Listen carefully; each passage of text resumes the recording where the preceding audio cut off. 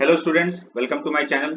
Solve करते हैं concept of physics के रोटेशनल डायनेमिक्स चैप्टर से सब्जेक्टिव एक्सरसाइज का question number 50।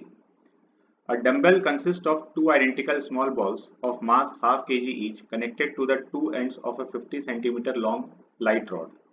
The dumbbell is rotating about a fixed axis through the center of the rod and perpendicular to it at an angular speed of 10 radian per second.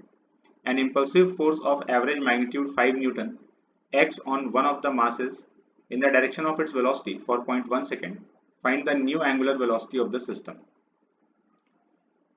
तो situation ये है कि एक dumbbell है, ये दोनों balls का mass given है हाफ के जी और रॉड का जो लेंथ है वो 50 सेंटीमीटर है और ये अपने सेंटर के अबाउट रोटेट कर रहा है, यहाँ से फिक्स्ड है और इसके अबाउट रोटेट कर रहा है angular velocity omega which is 10 radian पर सेकेंड। फिर किसी एक बॉल पर, दोनों में से किसी एक बॉल पर एक इम्पल्स दिया जाता है, एक इम्पल्सिव फोर्स 5 न्यूटन का फोर्स है। इम्पल्सिव फोर्स 0.1 सेकेंड के लिए, बहुत छोटे ड्यूरेशन के लिए एक्ट करता है। मतलब टेक्निकली बोले तो इसको एक इम्पल्स दिया गया है और इम्पल्स देने के बाद हम लोग से पूछ रहा है कि अब नया एंगुलर वेलोसिटी सिस्टम का क्या होगा।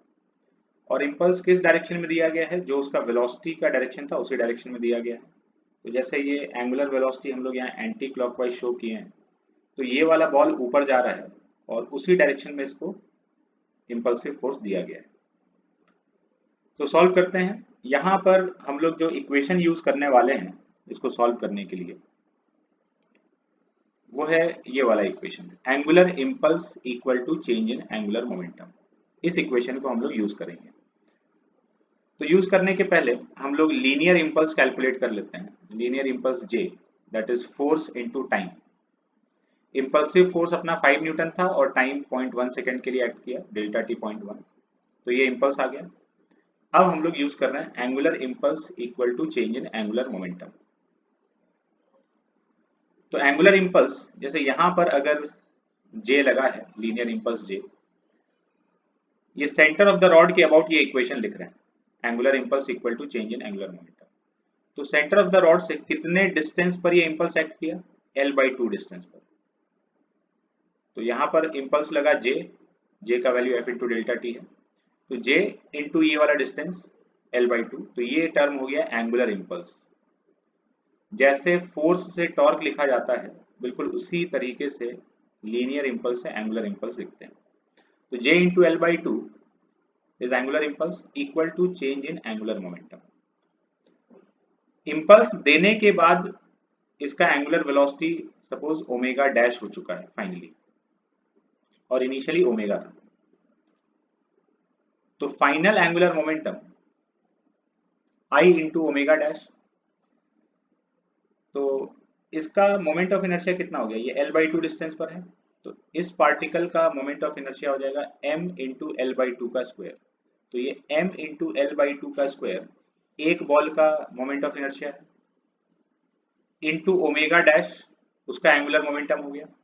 और ऐसा दो बॉल्स है, इधर है और लेफ्ट और राइट में, तो जितना इसका है सेम इसका भी उतना ही रहेगा, बराबर डिस्टेंस पर है। तो ये हो गया final angular momentum of the system minus initial angular momentum. Initially angular velocity omega है, तो ये m इंटू L/2 का स्क्वायर इंटू ओमेगा, इतना एंगुलर मोमेंटम एक बॉल का हुआ, इंटू 2 कर दिए तो दोनों का हो गया। तो ये फाइनल एंगुलर मोमेंटम और ये इनिशियल एंगुलर मोमेंटम।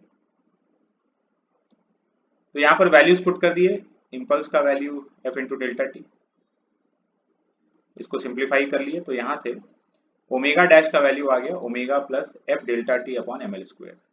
ये अपना फाइनल एंगुलर वेलोसिटी है। जो भी अपने पास न्यूमेरिकल वैल्यूज था उसको यहाँ सब्स्टिट्यूट कर देंगे, तो ओमेगा डैश का वैल्यू आ जाएगा